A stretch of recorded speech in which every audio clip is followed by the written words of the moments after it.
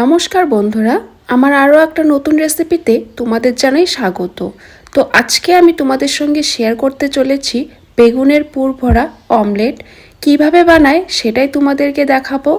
তো তোমরা দেখো, খুবই সহজ বানানো, আর গরম গরম ভাত দিয়ে খেতে তো খুবই মজা লাগে।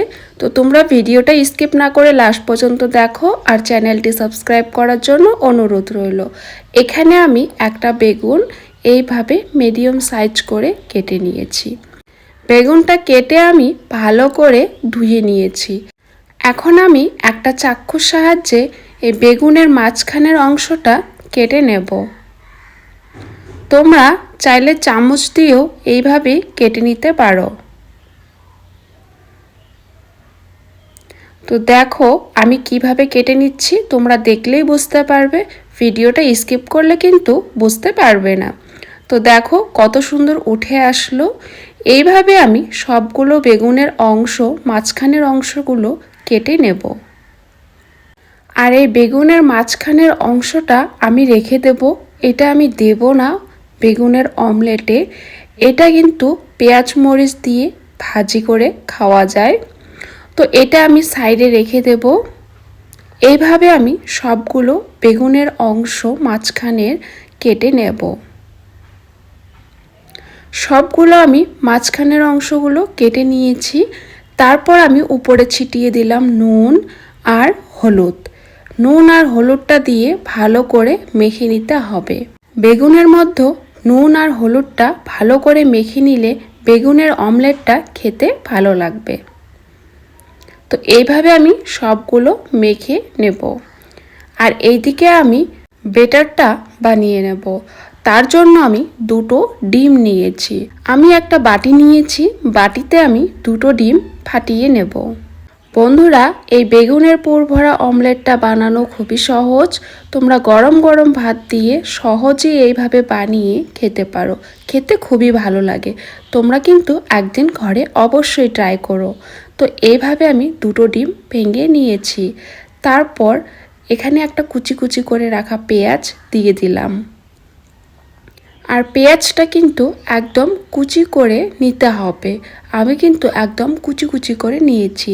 আর এখানে আমি দিয়েছি 1 চামচ কর্নফ্লোর, দুটো কাঁচা লঙ্কা কুচি কুচি করে কাটা, স্বাদ মতো নুন, হাফ চামচ রং গুঁড়ো, হাফ চামচ রসুন বাটা। এইগুলো ভিডিওতে ওঠেনি, তাই তোমাদেরকে আমি বলে দিলাম।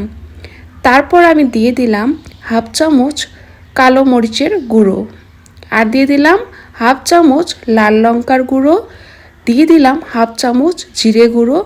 এখন আমি এই সবগুলো একটা চামচ দিয়ে ভালো করে মিশিয়ে নেব। তো এই সবগুলো কিন্তু একটু সময় নিয়ে মিশিয়ে নিতে হবে। বেটারটা ভালো করতে হবে, তাহলে বেগুনের পুর ভরা অমলেটটা খেতে খুবই ভালো লাগবে। তো এইভাবে একটু সময় নিয়ে আমি মিশিয়ে নিয়েছি। এখন আমি বেগুনের পুর ভরা অমলেটটা বানাবো। তার জন্য চুলায় কড়াইয়া বসিয়ে দিয়েছি। দিয়ে দিলাম আমি সরষের তেল। এখন আমি তেলটা চারো সাইডে কড়ার লাগিয়ে নেব।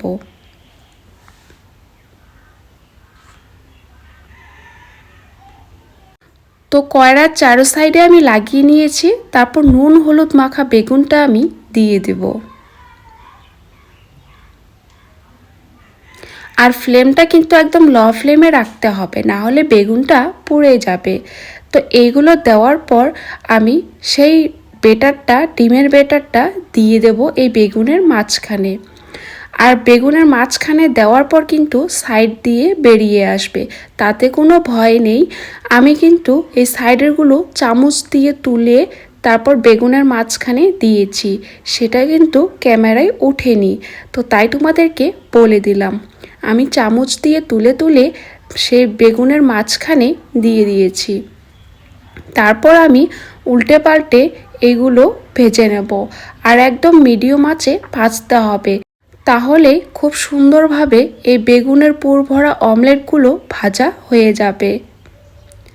তো এইভাবে আমি একটু সময় নিয়ে ভালো করে উল্টাপাল্টা করে ভেজে তারপর নামিয়ে নিয়েছি।